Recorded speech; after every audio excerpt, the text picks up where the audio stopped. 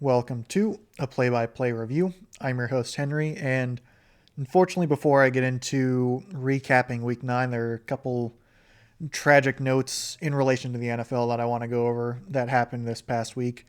The first is that former NFL Commissioner Paul Tagliabue sadly passed away over the weekend. He was, I believe, 85, died of natural causes, and so my thoughts and prayers are to his family, and it's very unfortunate that he has since passed away. He was commissioner before Roger Goodell, who is the current commissioner.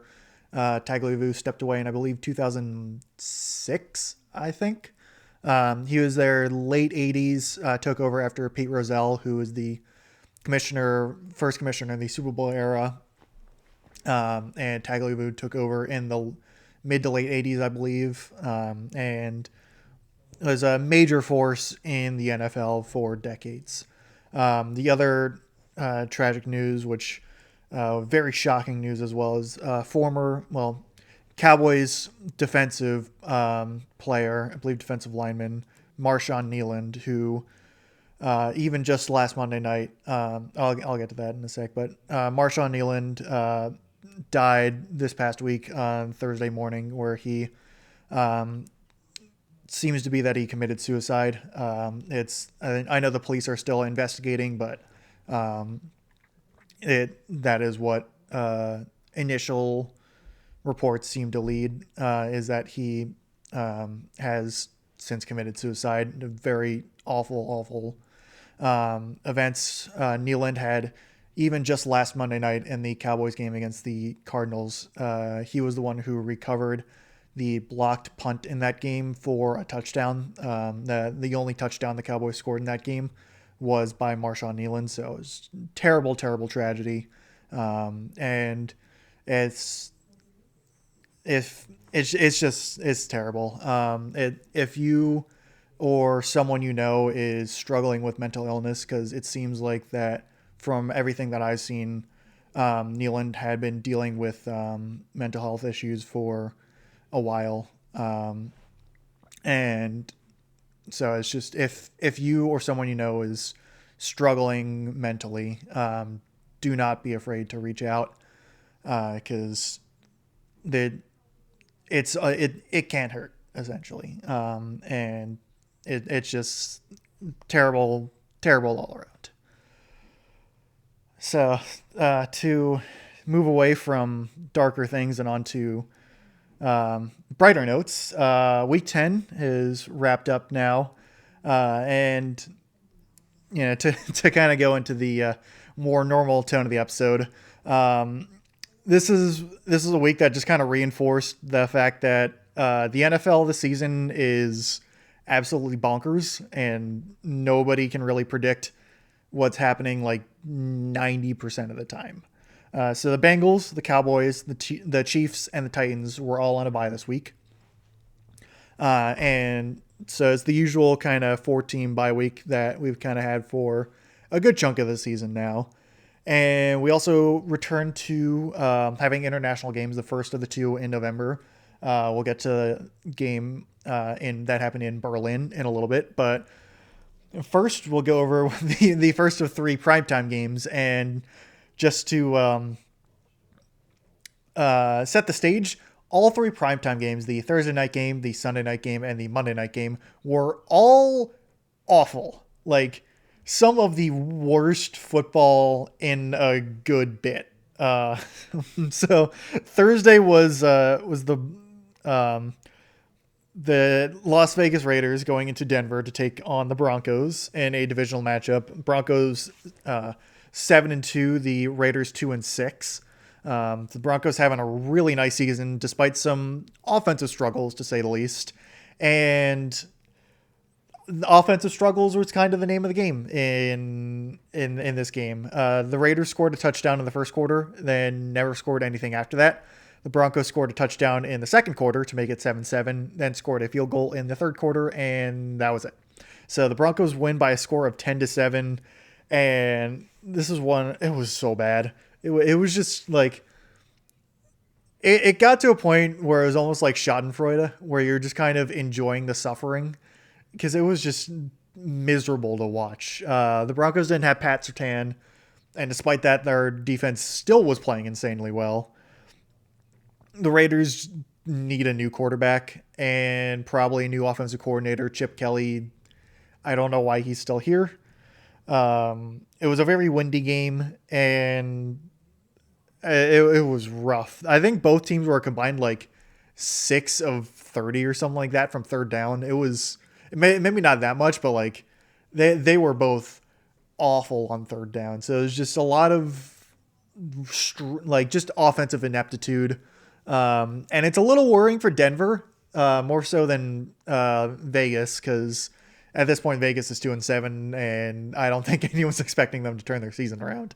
But for Denver, they're 8-2, but their offense is like some real concerns. Bo Nix has looked painfully average recently, especially on deep threats. Like there a lot of Broncos fans that I've seen were really hoping that the Bo Nix to Troy Franklin combination, the Oregon combination that they had, especially for deep balls, which was something they did in college, was going to translate to the NFL, and it just has not in the slightest. Like I think I saw a stat where it was Bo Nix throwing to Troy Franklin deep is like legitimately one of the like least efficient combinations in the NFL. Like if Bo Nix is throwing the ball like plus 15 yards in Troy Franklin's direction, like 90% of the time it's going to result in an incompletion, which is kind of crazy. So for the Broncos, I'm a little worried that this offense just cannot produce against good teams, not the Raiders. I think J.K. Dobbins is now dealing with some kind of injury. They haven't put him on IR, but there's like talks that he might go on injured reserve. Don't know for sure, but just keep an eye out for that. But right now they're 8-2. The Broncos are 8-2, and it's really good for them. But I'm just very worried with how this offense has been incredibly lackluster so far. Because having an offense that seems to really not be able to get out of first gear, except for when they play the Cowboys, it's not going to win you a Super Bowl unless you have the 2000s Ravens defense.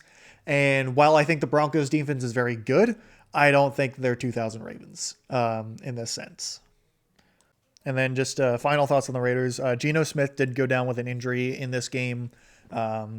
I don't know if he's going to be out long term, but we did see a little bit of Kenny Pickett. But it's just overall like, I honestly wouldn't be shocked if Pete Carroll is a one and done coach at the end of the season, because this is a Raiders team that just does not have an identity in the slightest, and I don't really know where they go from here. I mean, I assume they're going to go quarterback in the first round of the draft, because they're probably going to have a top 5 pick at this rate. But even then, I don't know. I don't think drafting drafting a rookie quarterback is going to, turn this franchise around. I think there needs to be a lot more work done than just going quarterback in probably top 5. So next up is the international game in Berlin. The Colts playing the Falcons. I think the Colts were technically the home team, but it's an international game. And this is one where it was honestly a really solid game, all things considered. Just overall, it was very enjoyable. It went to overtime. The Colts would win 31-25 in a game they probably should have won by a lot more, given how they've been playing this season. However, first off, Daniel Jones has been turning the ball over a lot more recently, both in terms of interceptions and also fumbles, which is not a great sign.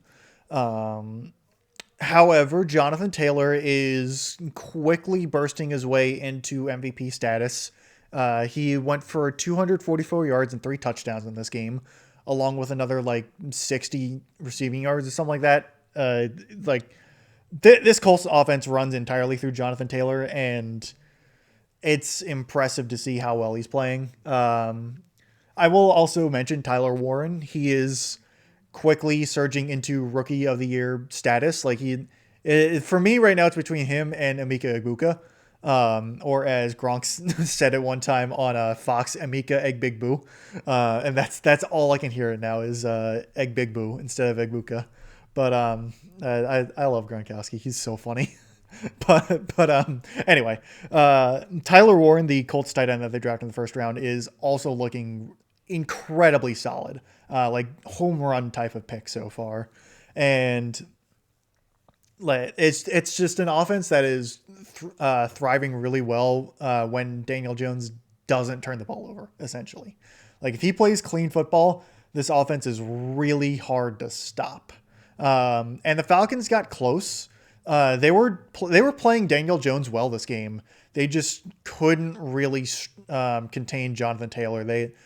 Taylor in the fourth quarter, I believe, broke like an 83-yard run for a touchdown, where it looked like he was going to get tackled at the line of scrimmage, and then wasn't tackled at the line of scrimmage. Essentially, he then proceeded to run 83 yards for a touchdown, or it might have been a little bit more, but it was as something in the 80s essentially, and it was yeah. There's a reason why he scored 51 points in fantasy this week. As for the Falcons, they at least have a lot of young talent. The problem is they're 3-6, and they traded away this coming year's first round pick to the Rams to trade back into the first round in 2025 to select James Pierce Jr., who did have a strip sack fumble against Daniel Jones in this game. But right now that pick is like number 10 in the draft that they traded away to the Rams. So not quite sure if that was a good decision in hindsight, but it's also only year one. So not even a full year for James Pierce Jr. And I'm not saying he's a bad player at all.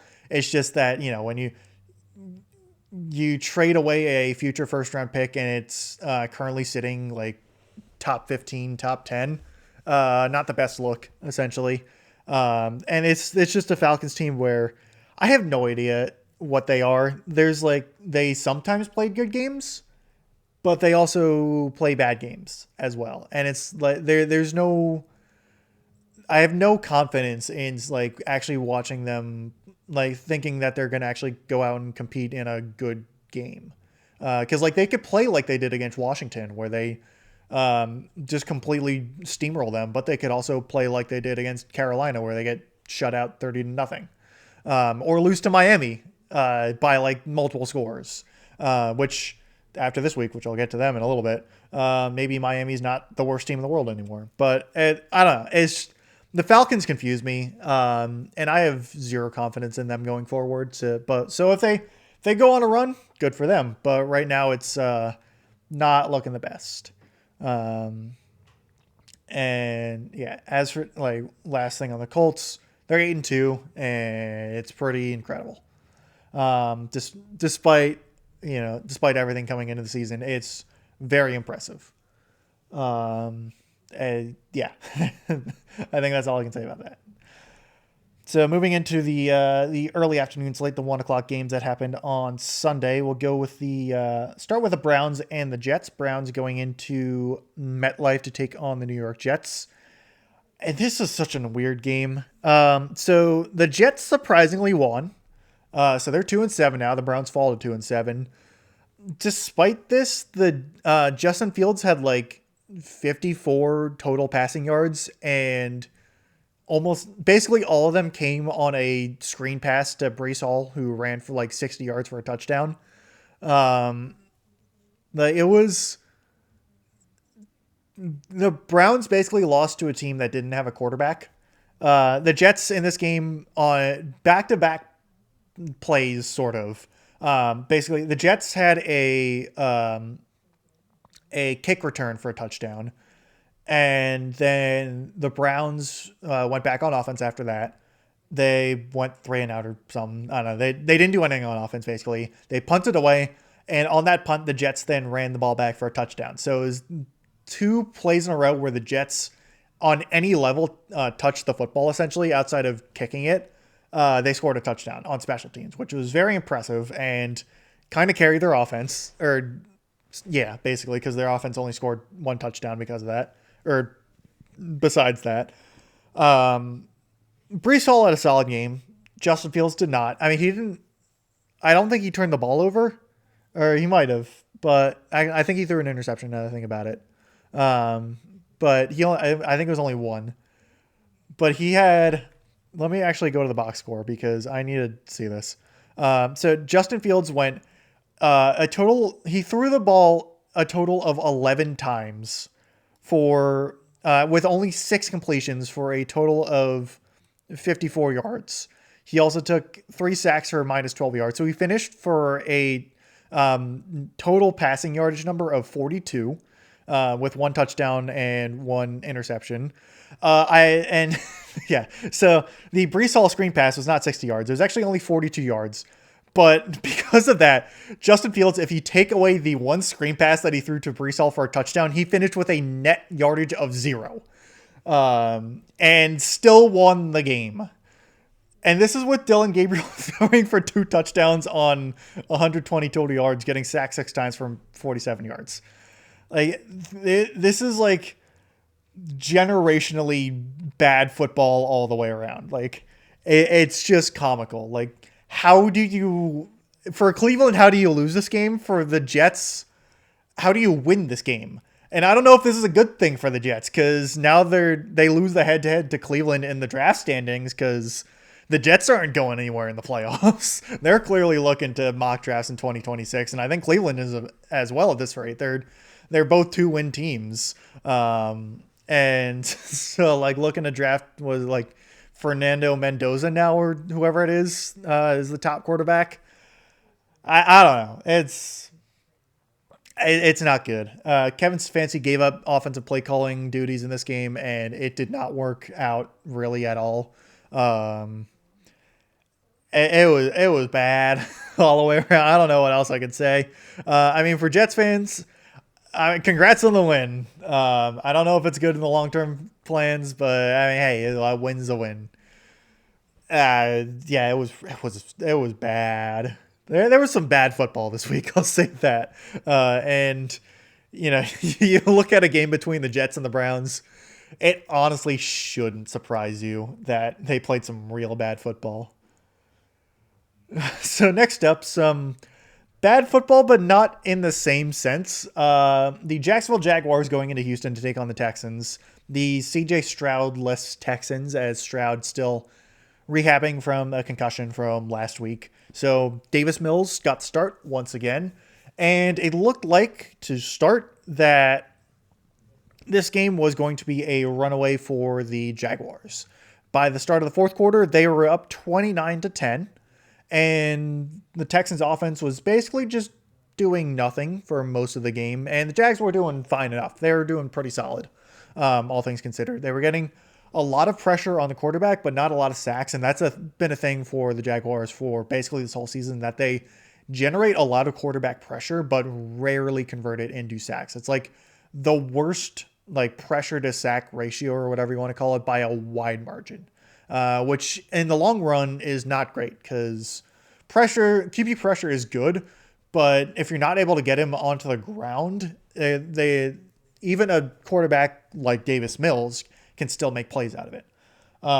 Woody Marks, their Texans running back, rookie running back, got injured in this game, but I think he came back later on. There were a lot of interceptions being thrown around in this game, and going into the fourth quarter, I mean, it was an ugly game, but one that the Jags seemed to have a hold on completely.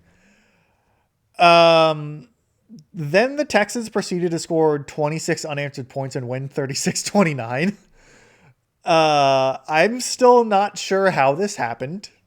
I don't think I'm not sure who knew this was going to happen or expected this to happen or was aware that this was happening even while it was going on. This was a complete shock. Davis Mills led a 19-point comeback in one quarter. Davis Mills, I should say again. He's not been a starter since like 2022. I haven't still at a loss for words. This is this is why I've been so hesitant on the Jags. Or if I haven't sounded like it, I have been very hesitant on the Jags because they certainly have a lot of talent, but they go and do this basically. Like they beat the Chiefs and then they go and do this a couple weeks later. Uh, like how I don't understand. It's yeah. I don't see the Jags making the playoffs at this point in the season. They also lost Travis Hunter for the season now to his injury that he suffered, I believe, last week in practice. And yeah, it's just not good. Like the Jags are 5-4 after a pretty good start to the season, and they just seem to not be able. Well, they aren't really able to close out games all that well, and they just seem so out of sync all the time, especially on offense. Their offense just seems to be like more flashy good rather than consistently good, and then their defense is like it started out strong this season, but has kind of turned into more of a mid-tier unit that can make splash plays, but is again not very consistent. And consistency is something you really need going into November, December, January, because like streakiness and only playing good some of the time is not a recipe for success because you can have good weeks and you can win playoff games when you're, up and down, but you can just as easily lose playoff games that way.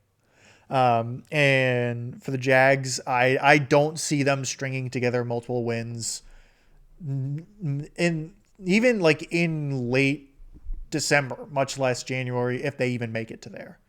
Um, Yeah. As for the Texans, I mean, it's still very much a long shot, like outside looking in for them to get in the playoffs just with how poor of a start they had to the season. But this is a huge win for them. They, in theory, they potentially could get Stroud back at the end of the season, or not at the for next week. I would assume Stroud's going to be back by the end of the season.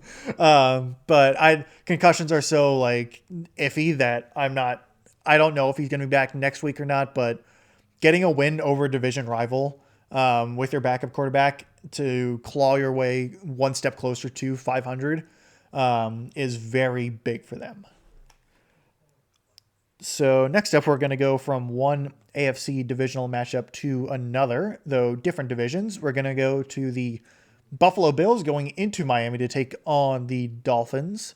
And so if you're a fan of football back in like the late 2010s, back when the Brady Belichick Patriots dynasty was, coming to an end, but also like still kind of at its peak, in 2017 through 2019, you could even say 2016. It was kind of a theme where the Patriots, whenever no matter how good they were, no matter if they were a Super Bowl winning team or like the best offense of the league or whatnot, if they went into Miami, no matter what happened, they would almost certainly lose one way or another, just through some fluke, random, like just complete oddities. Like 2018, they had the Miami Miracle. And I think 2019 was like the one exception when they had Antonio Brown for that, literally the one game. But it was just one where the Patriots always seem to lose in Miami to the Dolphins for some reason. Apparently that voodoo curse, you could say, got transferred over to the Bills this week because the Bills came into Miami and looked like the Bills of like Josh Allen's rookie year, in the sense that they were absolutely terrible. It was like shockingly bad. The Bills did not score any points until the fourth quarter. They lost 30-13. Josh Allen did not have a good game. Despite what the stat sheet may say, where he went 306 yards and 2 touchdowns. He also threw, I believe, multiple interceptions in this game. The Bills' rushing attack couldn't get much going. and it was rough to say the least. Apparently, like before this game during the trade deadline, the Bills had offered a 2027 first round pick to the Dolphins in exchange for Jalen Waddle. Dolphins declined. And I mean, for this game alone, Jalen Waddle went 5 catches, 84 yards, and a touchdown. This was really more the Devon Achane show. He had 174 yards on the ground and 2 touchdowns, and that's not counting when he went through in the air. It was the Bills' defense had a really rough time, and their offense was not much better. And this is incredibly concerning for the Bills because I wouldn't even say this is a fluke. I mean, how bad they lost, I would say, is like fluky. Like, I don't think they're going to be losing bad this much. I mean, they just beat the Chiefs last week. But like we've seen the Bills like seemingly not play up to potential for a good chunk of the season, where it's like their offense just doesn't seem to be able to get into that next year that we've seen it in years past. And their defense is once again dealing with injuries. I think Ed Oliver's out for a good chunk of the season on their defensive line, and it's clear that the Bills like they just seem to always be missing something that like isn't able to really like they're a puzzle that's missing a piece every single year. And this year it seems like on the offensive side of the ball, at least, they're missing a true like alpha at wide receiver. Like Keon Coleman's still kind of in development and hasn't quite hit his stride yet.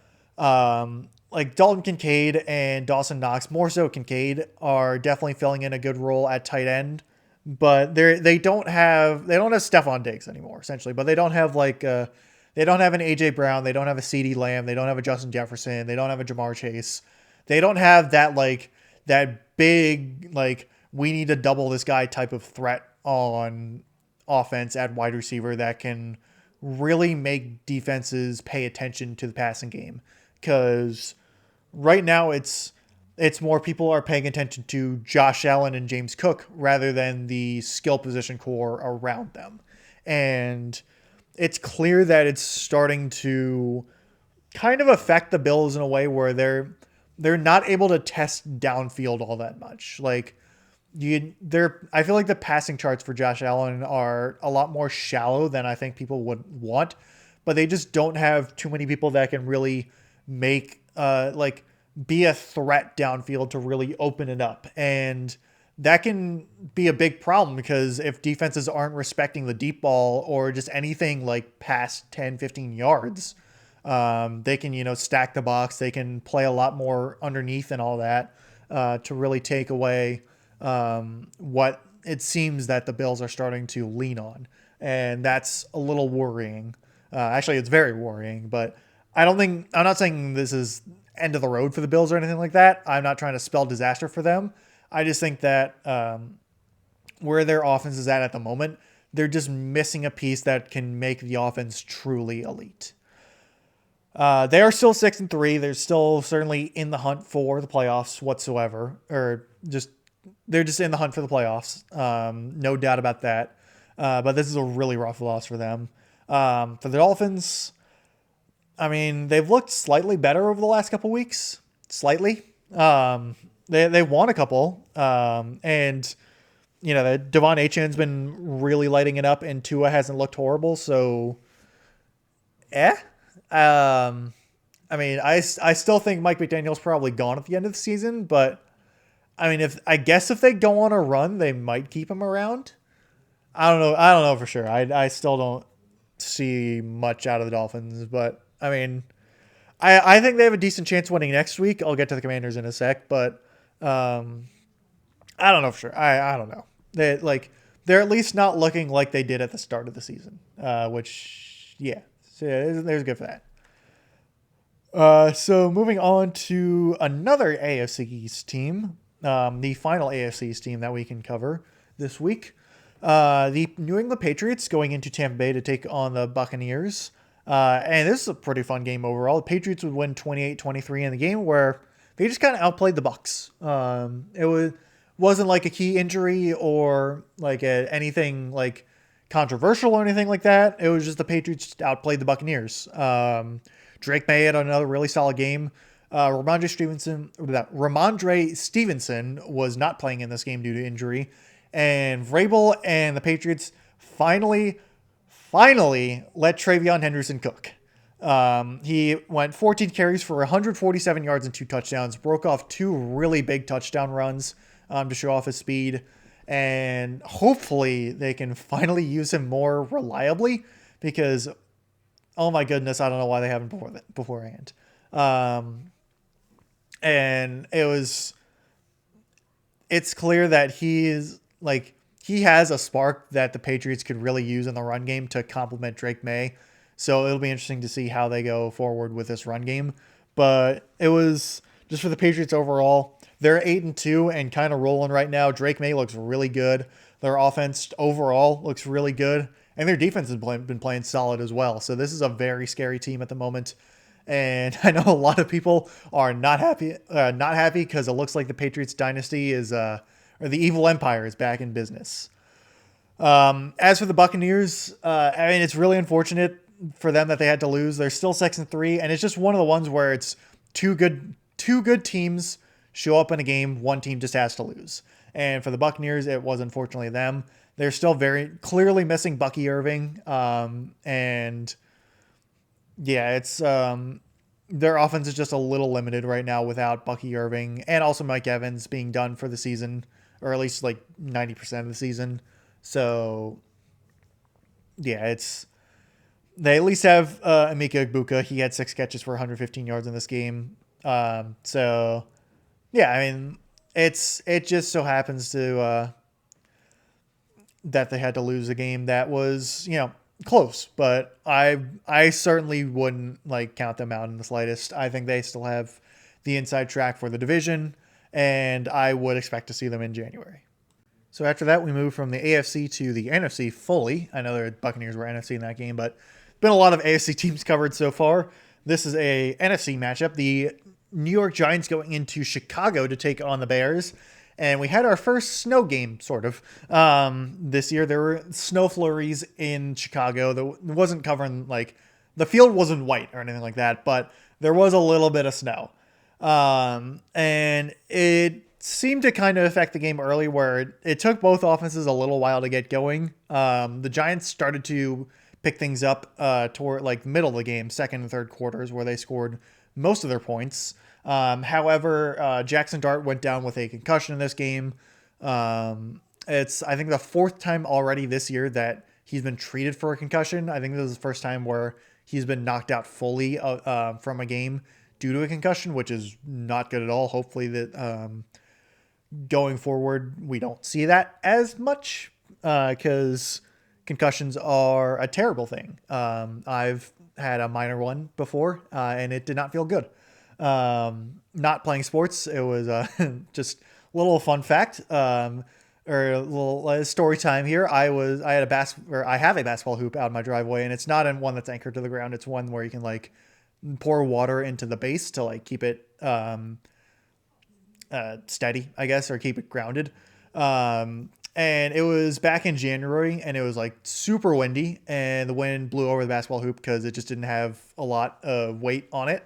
I was leaving to go to the gym, and the hoop was in the way of my car, so I had to go move it. I tried picking it up by the big pole that kind of connects the backboard to the base. And I didn't really use my legs for some reason. I tried to, and I just didn't. And I got it about halfway up and realized I was not going to get it all the way up. It started to come down. I kind of got out of the way, but I didn't get all the way out of the way, and the giant pole bonked me on the head as it came down.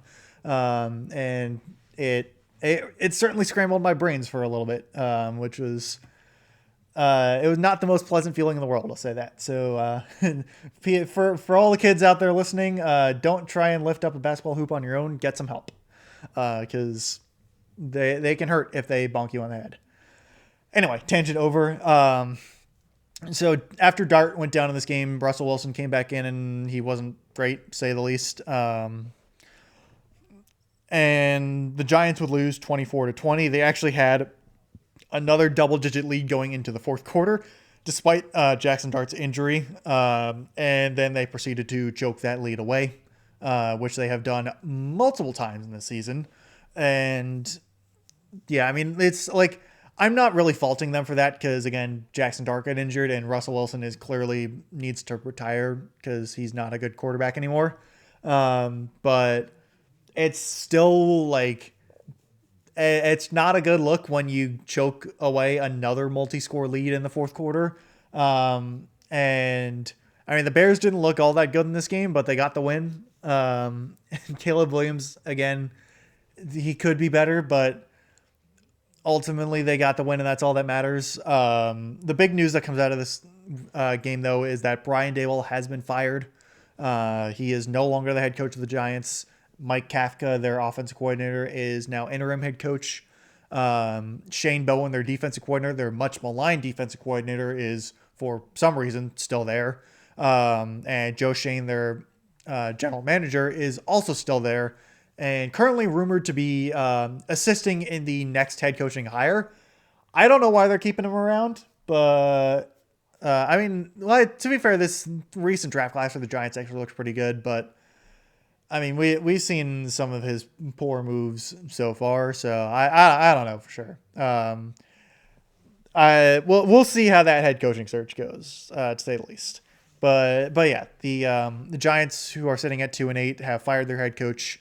Brian Daboll, former Coach of the Year winner back in 2022, is probably going to go back to an offensive coordinator role, maybe back to Buffalo. I don't know for sure, but yeah, his time in New York is over. As for the Bears, they are now 6-3, and currently above the Packers in the standings after what happened on Monday night. We'll get to that in a little bit.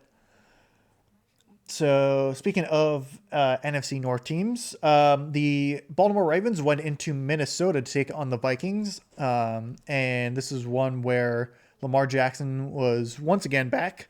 Not that he wasn't back last week, but it was Lamar Jackson versus J.J. McCarthy, both quarterbacks who had dealt with injuries for a good chunk of the early season. And it was kind of an odd game where it seemed like it was kind of going in slow motion. It felt like for definitely the first half. Vikings offensively were having a lot of struggles. J.J. McCarthy did not play a very good game, all things considered. Justin Jefferson and Jordan Addison were getting guarded pretty well. There was some criticism over Justin Jefferson's effort. There was a interception that McCarthy threw where he kind of overthrew a receiver on a deep pass, and Jefferson was around there. I think it was to Justin Jefferson, and the pass wasn't near him essentially, and Jefferson was basically just jogging out on the interception return where he was like, if he went full speed, the DB probably would have gotten tackled like 15 yards before he eventually went down. So there's a lot of like, for the Vikings, it's a lot of like kind of murky stuff going on for them at the moment. They dropped to 4-5, and I mean, McCarthy again, he's still kind of a rookie because he missed all of last season with an injury, but he's got to show a little bit more at the moment, because right now it's like, not a ton of confidence in him right now. Vikings also committed a ton of penalties in this game. They were just shooting themselves in the foot a lot. As for the Ravens, they got to be really confident right now. They are 4-5, but they're in a really weak division. They got Lamar back, and they've got momentum. So they do actually control their own destiny at the moment in terms of making or winning the division. So they're like, definitely don't count out the Ravens, because they can easily go on a roll here. So after that, the last of the 1:00 games, although let me double check my notes to make sure I don't forget a game like I did last week. I don't believe I did this time. The last of the 1:00 games was the New Orleans Saints going into Carolina to take on the Panthers. The Panthers, who had just come off a major victory against the Packers, where they won an ugly game, but it was again against the Packers.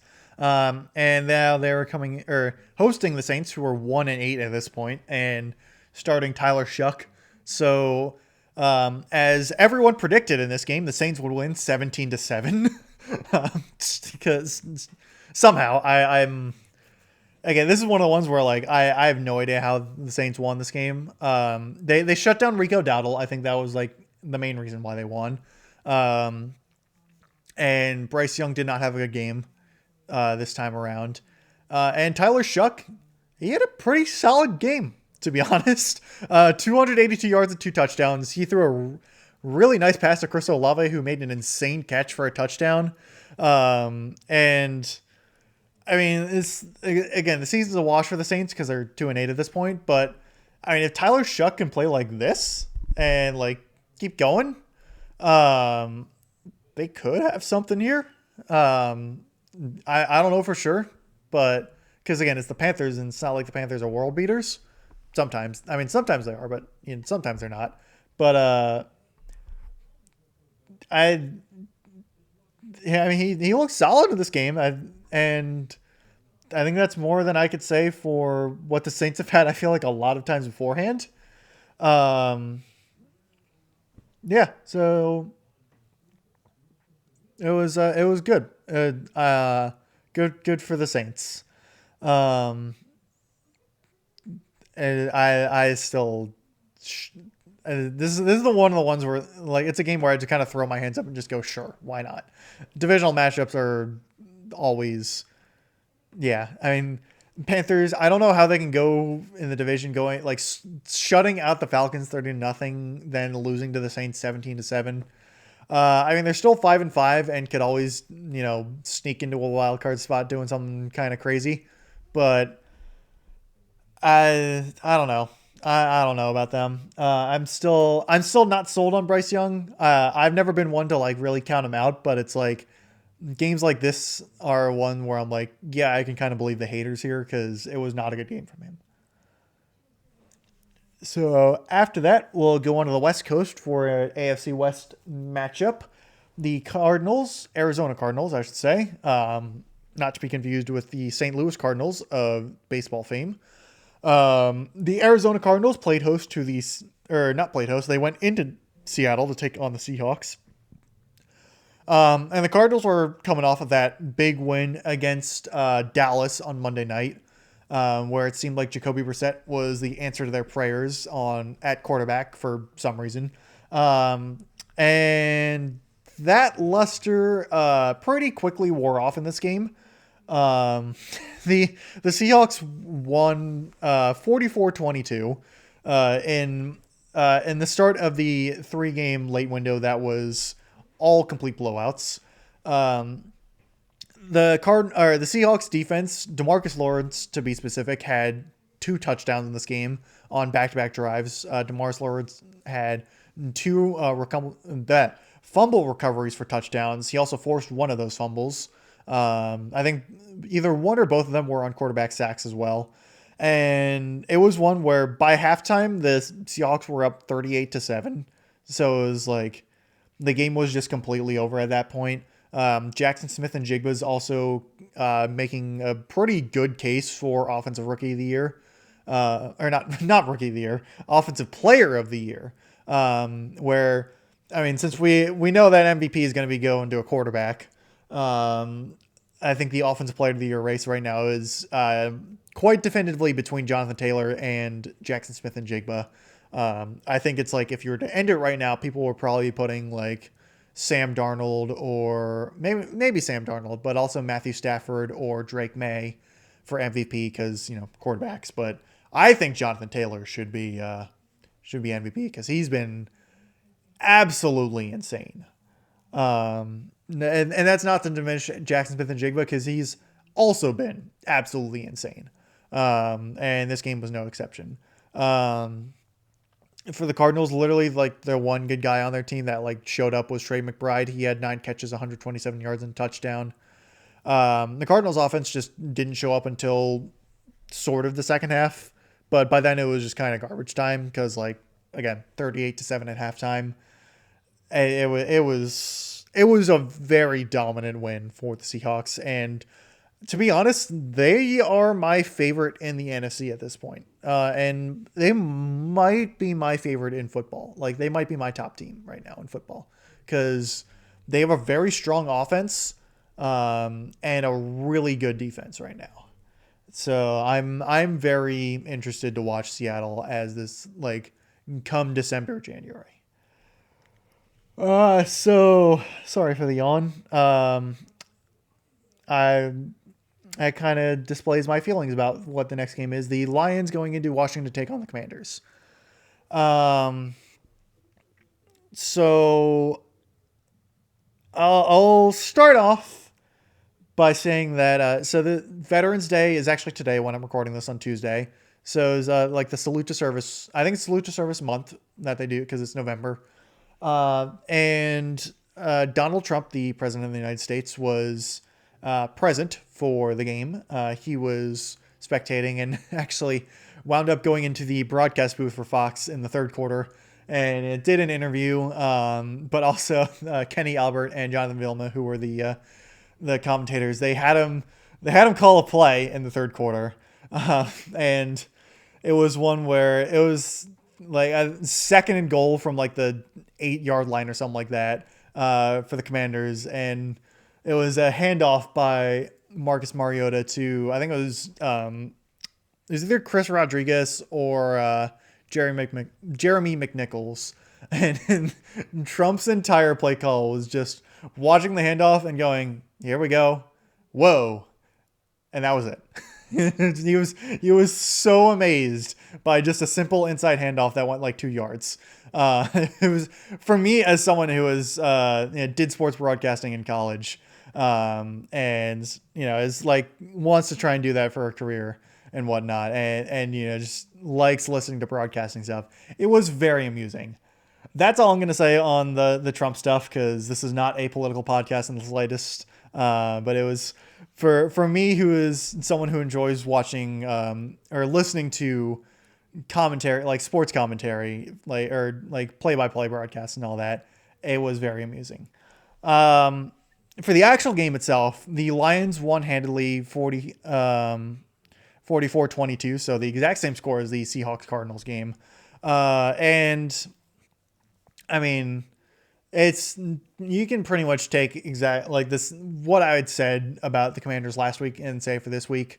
Their defense did not show up. They had a bunch of injuries, and their offense was in this game was at least like okay.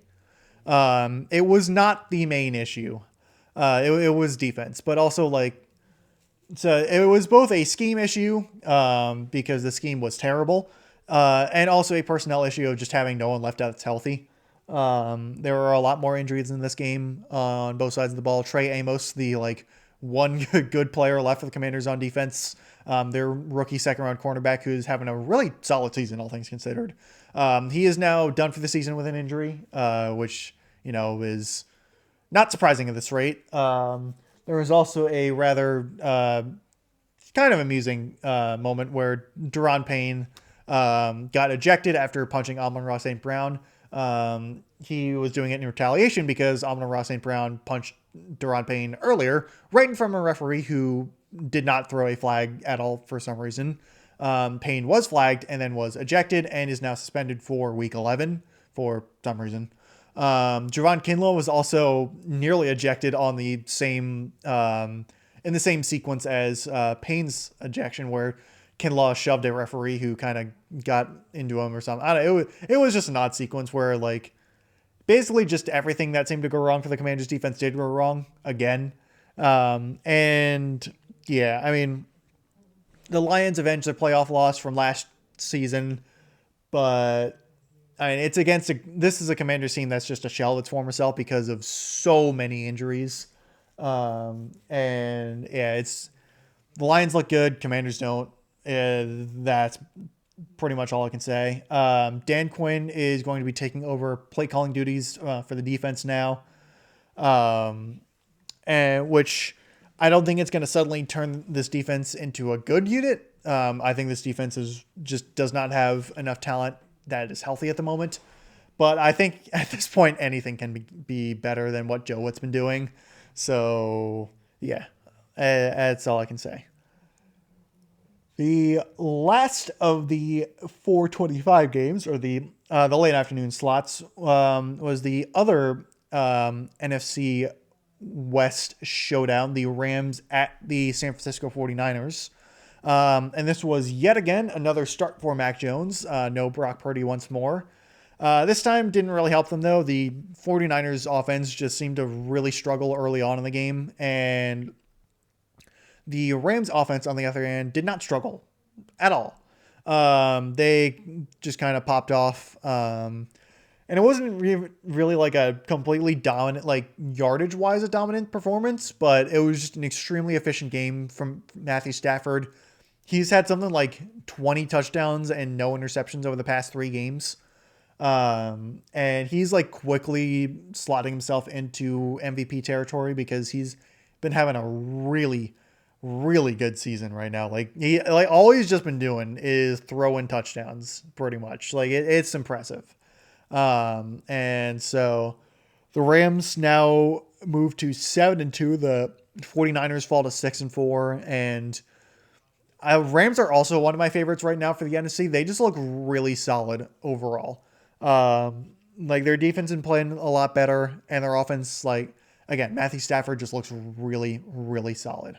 As for the Niners, it's what I said recently over the past couple of weeks, where it's looking like the injuries are starting to finally catch up to them, and they just have too much injured talent at this point. It's very similar to the Commanders, where they don't have enough to win them games because they just have so many injuries. And yeah, now I was thinking about saying something more, but I think that's all I can really recap for the Rams 49ers game. It was one where the Niners just had too many injuries and just couldn't really get it together, and the Rams just completely dominated them on the offensive front.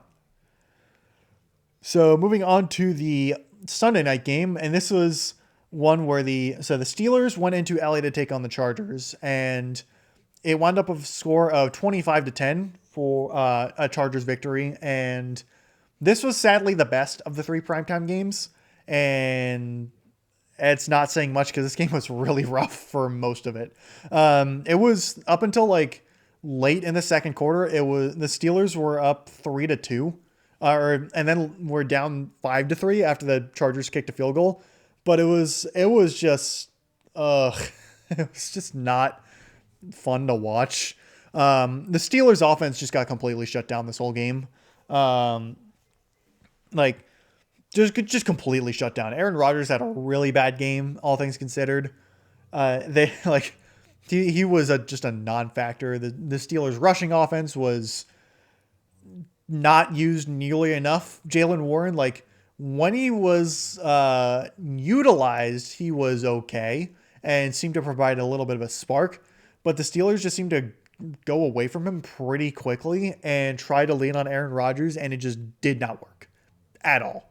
And the Chargers, they didn't play a great game, but they certainly played good enough to be the Steelers.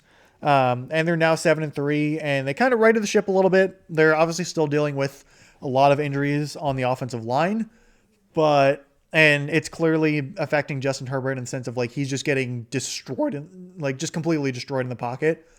But they're still winning games. Justin Herbert's like his tenacity this season is incredibly impressive to take as many hits as he has been and still not having to deal with a major injury and even just like playing as well as he has. It's very impressive. So like I'm still a little cautious about the Chargers just because of their injuries, and it's also the Chargers. Like nothing can seemingly go right for them. But I really like Justin Herbert, and I think that I think they play good overall football. They just they're missing key starters on the offensive line, and it just seems that like they'll lose some games where it's clear that injuries and even just like sometimes underperformance is really bringing them down. For the Steelers, it's clear they're kind of veering towards 9-8 territory with a negative point differential, as it seems to always be the case over the past couple of years. They did sign Asante Samuel Jr., the former Chargers, I believe, second round pick at cornerback, who had a nasty neck injury, had like a whole like neck or spinal fusion that's kept him out for like a year and a half. He has now been signed back into the NFL for the Steelers. Steelers have been dealing with injuries in the defensive secondary. I believe Darius Slay went down with an injury in this game against the Chargers. So I don't know. I mean, I don't know if Asante Samuel still has anything to show off, just because of his like just awful injuries that he's had. But I mean, I like the signing. I thought he was fun to watch when he was healthy. I just don't like it's just his health that I worry about. And like how has his time away from football dulled his skills too much. So last but not least, the Monday night game. So the Monday night game was the Philadelphia Eagles coming off of a bye, going into Green Bay to take on the Packers. Eagles were 6-2 heading into this game. The Packers were 5-2-1. And somehow, some way, this game may have actually surpassed the Thursday night game in terms of sheer unwatchability. It was awful. There were no points scored in the entire first half. The Eagles won 10-7 in a game that was filled with just god awful offensive play. Like both teams just seemed to love going 3 and out or turning the ball over at the most inopportune times.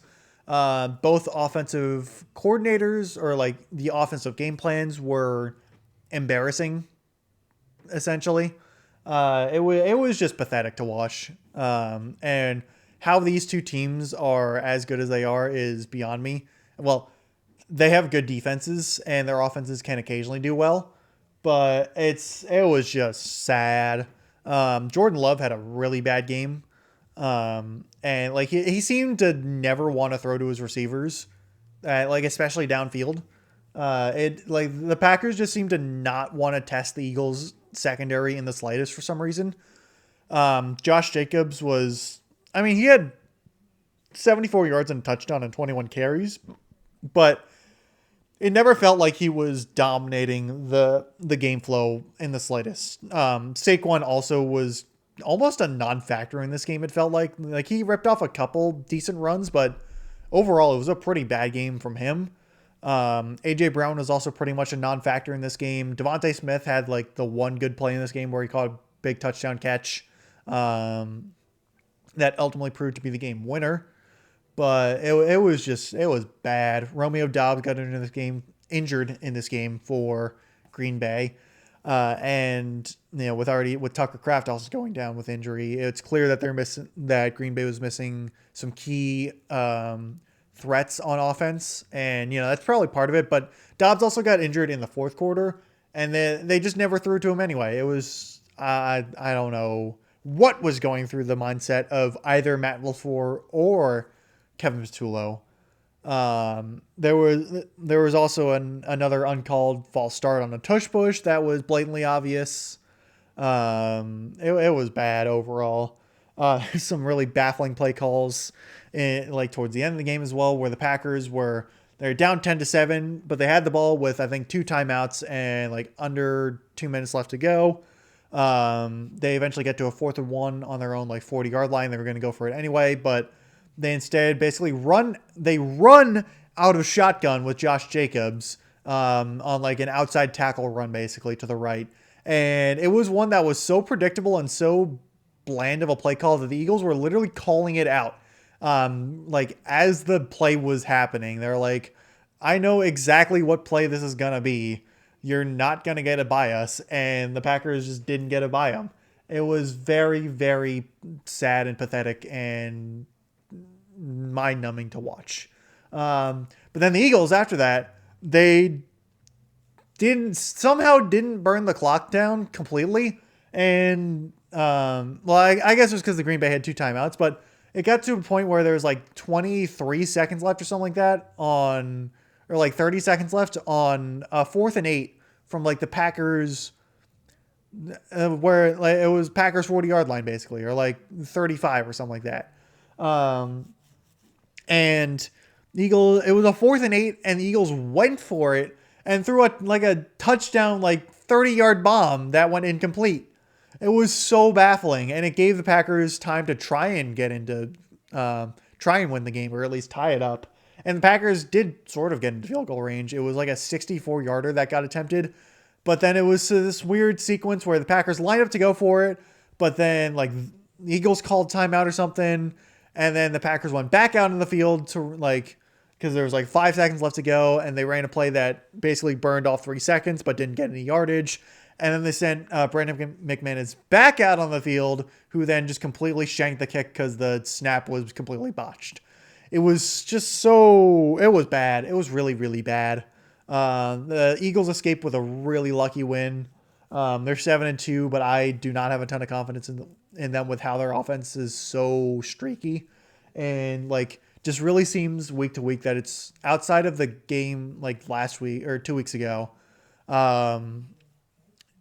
It seems to be pretty one dimensional. So it was not a pleasant watch, and literally no one came out of this game feeling happy. Like even Eagles fans I've seen online, and like all the subreddits where I'm like seeing Eagles fans are like, yeah, we won, but holy crap, this game was so bad.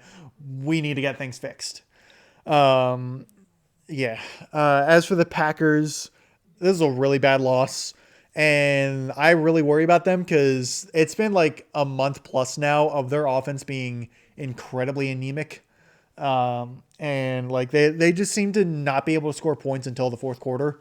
And that's really worrying because they looked so much better in the first couple weeks, and they've just completely fallen apart since then.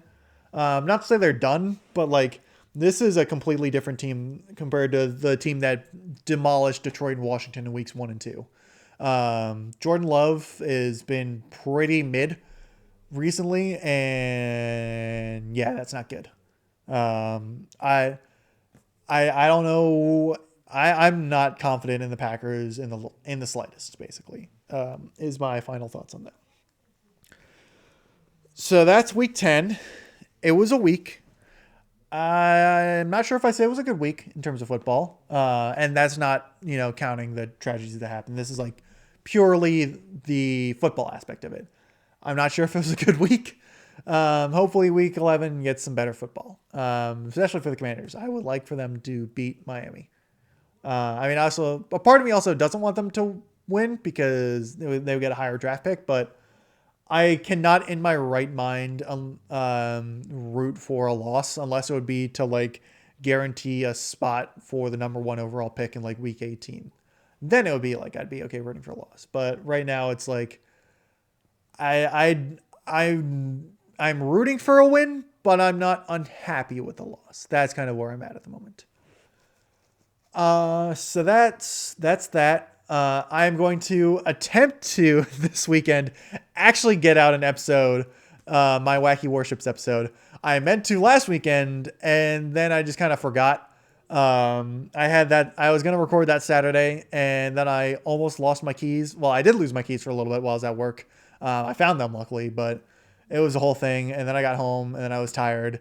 And then I just played Pokemon Legends ZA a bunch because that game's really fun and it takes up a lot of my time. I'm going to be doing this right after I edit and post this episode because it is a very, very enjoyable game. And I'll probably, I think I'm going to try and do an episode about that at some point down the line. But next episode, I'm going to try and do Saturday is Wacky Warships 2 on the various hybrid warships that Japan and also France built in World War II. And I'm just going to hopefully to remember to actually do that. If for some reason I don't, for whatever reason, obviously next week will be week 11 recap with hopefully less tragedy to go over and hopefully more excitement as well. That has been all from me. Thank you very much for listening.